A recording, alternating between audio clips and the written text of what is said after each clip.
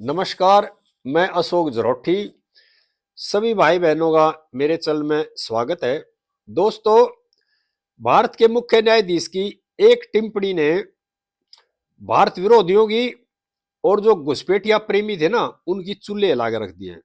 सभी भाइयों से प्रार्थना है, इस वीडियो को आखिर तक देखें, ज्यादा से ज्यादा भाइयों को शेयर करें।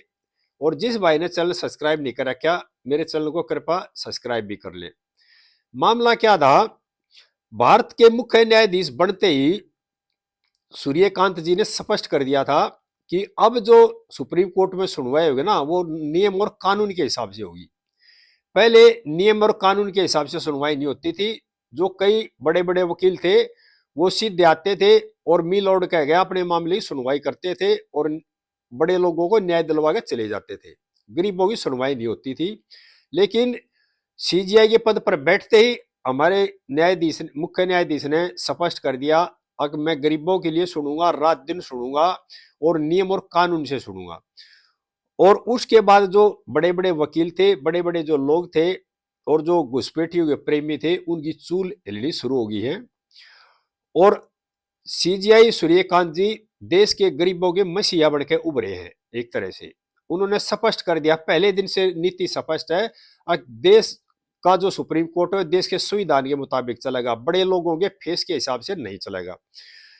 सुप्रीम कोर्ट के अंदर घुसपैठियों को लेकर के एक मामला चल रहा था, याचिका लगा रखी थी। जो घुसपैठी के प्रेमी, कई वकील हैं बड़े बड़े देश के, उन्होंने देश में जो करोड़ों गरीब है ना, भारत के रहने वाले, भारत के जो मूल निवासी है, उन गरीबों की चिंता नहीं है। उन बड़े बड़े वकीलों ने चिंता है घुसपैठियों की, बांग्लादेशियों की, रोहिंग्यों की। और इसी मामले को लेकर आज याचिका की सुनवाई रही थी सुप्रीम कोर्ट में। और जब दलीलें देने लगे जो ये बड़े बड़े वकील थे सुप्रीम कोर्ट में, अब जी इनको जो सरकार की एजेंसियां हैं वो निकाल के फेंक रही हैं, समुद्र में फेंक दिया, इस तरह की बातें कर रहे थे। और मामला क्या था, कई महीने पहले की याचिका लगी थी, 43 रोहिंग्या थे उनके बारे में कि उनको अंतर्राष्ट्रीय समुद्र में फेंक दिया। उसके बारे में सीजीआई साहब ने सवाल किया याचिकाकर्ताओं के वकील से, जो तर्क दे रहे थे कि आपके पास सबूत क्या है। और भाई इस तरह की जो याचिका लेकर आया है, आपके पास ठोस सबूत क्या है।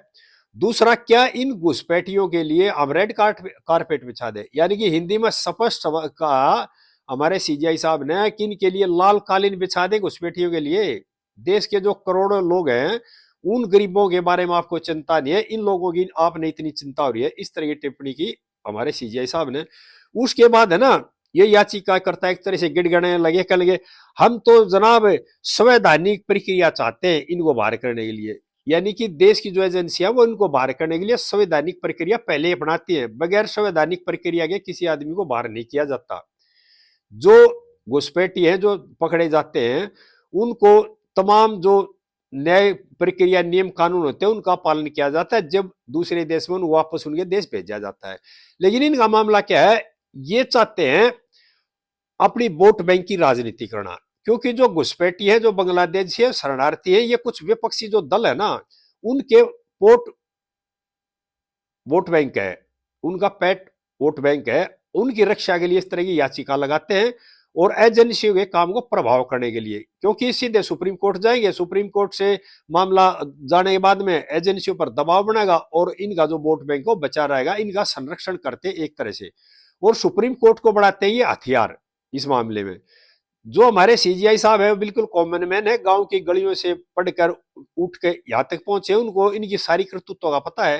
ये जो 5-7 वकील थे, ये जिस तरह करतूत करते हैं, खड़े हो जाते हैं हर छोटे मुद्दे को लेकर के। देश के गरीबों की इनको कोई चिंता नहीं है, लेकिन जो बांग्लादेशी है, रोहिंग्या है और जो विदेशी घुसपैठी है, उनकी बहुत ज्यादा चिंता है।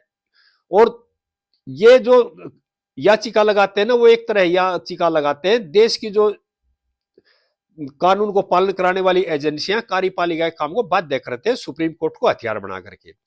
और इनकी बातें पहले सुनते भी थे जज, क्योंकि वे जज जो बैठते थे वो एक तरह से इनके गठबंधन के साथी थे और इनके द्वारा बने हुए जज थे, जिनके बाप दादा भी सीजीआई रहे हैं। एक कॉमन जो परिवारवार थे वही जार थे। लेकिन अब जो सीजीआई बने हैं सूर्यकांत जी, वो आम घर से के आम गली से उठ करके इस पद तक पहुंचे हैं और इसलिए इन पे सवाल कर रहे हैं।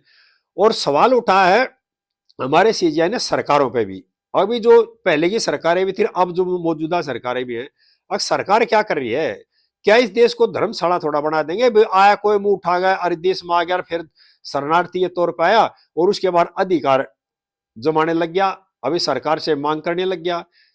इस देश में जनसंख्या पहले दुनिया में सबसे ज्यादा है और फिर देश में बाहर से लोग भर रहे हैं, तो इनको रोकने के लिए सरकार पे भी सवाल उठाए हैं। और सरकार के जो वकील थे, सरकार की तरफ से जो जज कर रहे थे, उनसे भी कड़ी प्रतिक्रिया की है कि आप बताओ आप क्या कर रहे हो इस मामले में। और उसके बाद जो याचिकाकर्ता थे, जो प्रेमी थे घुसपैठियों के, उनका जो मुंह देखने लायक था सुप्रीम कोर्ट के अंदर। और सीजीआई साहब ने क्लियर कर दिया, हम जो काम करेंगे देश के गरीबों के लिए काम करेंगे, क्योंकि देश में एक तरह से एक रेखा खींच रखी थी, गरीबों की सुनवाई कोई नहीं करता था। घुसपैठियों की सुनवाई करने के लिए, याचिका दाखिल करने के लिए देश के बड़े बड़े वकील जो हैं वो शामिल थे, उनकी मदद करते थे। और उनके पीछे एक ही मकसद था, उनकी अपनी दुकानें चलती रहे। क्योंकि जो लोग अब सत्ता पक्ष में नहीं है, कई दशक तक उन्होंने देश की सत्ता में बैठकर राज किया, उनकी दुकानें धीरे धीरे बंद हो रही है। और जो मौजूदा सरकार है ना, उसको एक तरह से हिलाने के लिए इस तरह के काम करते हैं सुप्रीम कोर्ट में जा करके। और इन्होंने पहले भी इस तरह के कई बार प्रचंड रचे हैं, जैसे किसान आंदोलन को लेकर के, सीए को लेकर इस तरह की याचिका लगता है सरकार के काम में बाधा डालने के लिए, कार्यपालिका के काम में बाधा डालने के लिए और अपनी दुकानें चलाने के लिए। लेकिन ये जो फेमस से वकील थे, 5-7 थे, जो मोटी मोटी फीस लेकर अपनी दुकानें चला रहे थे, इनकी दुकान में ताला पहले दिन ही लगा दिया था सीजीआई साहब ने कुर्सी पे बैठते ही।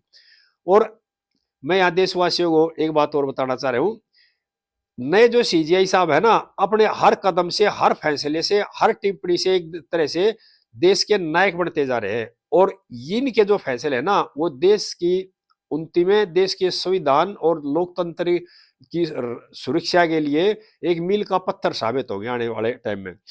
और याचिकाकर्ताओं से सीजीआई ने एक और भी सवाल किया है, अब जो भारत के बाहर बैठे हुए लोग हैं ना, वो हमारी सुरक्षा और संप्रभुता से जुड़े मामले को प्रभावित करते हैं। यानी कि दो लोग विदेशों में बैठकर भारत की सुरक्षा और संप्रभुता के लिए खेल कर रहे हैं। इस मामले को अच्छी तरह जानते हैं हमारे सीजीआई साहब, और टिप्पणी कर भी दी कोर्ट में। और जो 43 रोहिंग्या का मामला था, उठा था, 43 जो रोहिंग्या थे वो पकड़े थे, उनको कानूनी प्रक्रिया की थी, उस बारे में उठा था जी इनको तो अंतरराष्ट्रीय समुद्र में छोड़ दिया, इस तरह की याचिका लगाई थी, उस पर भी सवाल उठा दिया और इसका कोई जवाब नहीं बनाया उनसे। और आगे इसमें तारीख लगा दी 16 दिसंबर की, क्योंकि ये देश का जोड़ा खाली बांग्लादेशी रोहिंग्या मामला नहीं है, ये एक नीति है। अभी सरकार को भी नियम कानून बनाने के लिए सुप्रीम कोर्ट डायरेक्शन दे, आदेश दे, और आगे देश को ये समस्या से छुटकारा मिल जाए। क्योंकि पहले जितने भी सीजीआई आए थे ना, उन्होंने अपनी कुर्सी से मतलब था और देश की नीति और नियमों से गरीबों के बारे में कोई नहीं सोचता था। अब जो हमारे सीजीआई हैं, वो बिल्कुल एक तरह से कॉमन मैन है, उनको पता है हर समस्या का, और ये समस्या आने वाले समय में इतनी बड़ी हो जाएगी, अगर देश के लिए जो आम आदमी का जीना मुश्किल हो जाएगा, संसाधनों की कमी पड़ जाएगी। क्योंकि लोग जिस तरह से स्पीड से देश में भर रहे हैं, जनसंख्या बढ़ रही है, वो कहानी है जो घुसपैठ है। और इस घुसपैठ के ऊपर कोई ऐसी लकीर या सीमा खींचेंगे जो एक मिसाल बनेगी आने वाले समय में देश के लिए और देश की जनता के लिए।